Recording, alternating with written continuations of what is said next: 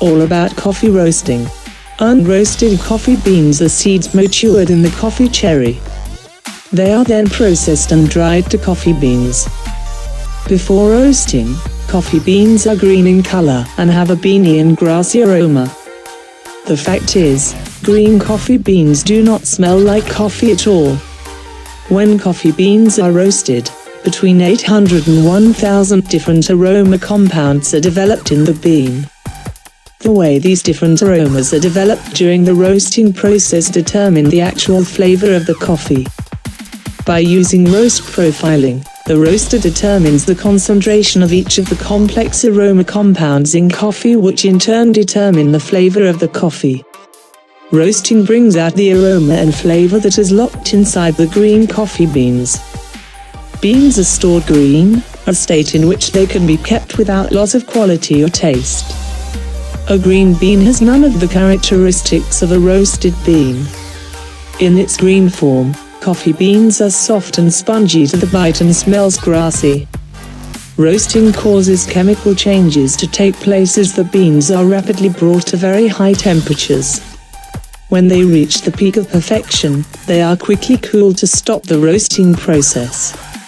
Due to the heat captured in the bean during the roasting process, it will continue to roast for much longer than desired. A roasted coffee bean smells like coffee and way less because the moisture that has been roasted out. They are crunchy to the bite, ready to be ground and brewed. The coffee roasting process. Roasting coffee means transforming coffee beans from its green form to a brown or dark color. Roasting stages. There are three main stages in roasting: drying stage, browning stage and development stage or roasting stage. Stage 1. The drying stage. The coffee bean has a humidity of between 8 and 12%. The humidity needs to be reduced before the actual roasting can start. The drying stage typically lasts between 4 and 8 minutes with a traditional drum roaster. The temperature at the end of the drying stage typically is 160 degrees Celsius. The drying stage is also important for collecting energy for the bean, because the last stage of roasting is exothermic. Stage 2. The browning stage. When the temperature reaches 160 degrees Celsius, the coffee starts to smell like toasted bread and hay.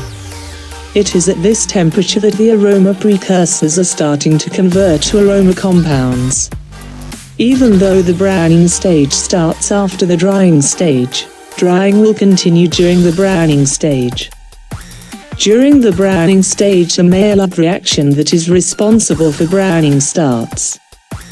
During the Maillard reaction, the sugars are reduced and amino acids react, making hundreds of different aroma and color compounds, known as melanoids.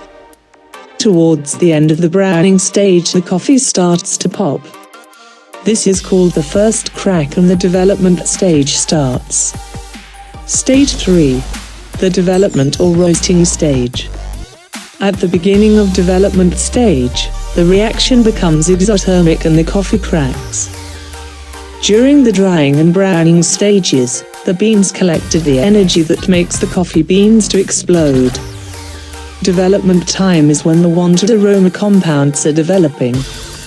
If we do not slow down the roaster's development stage, we easily get coffee that is smoky tasting and the flavor is too sharp.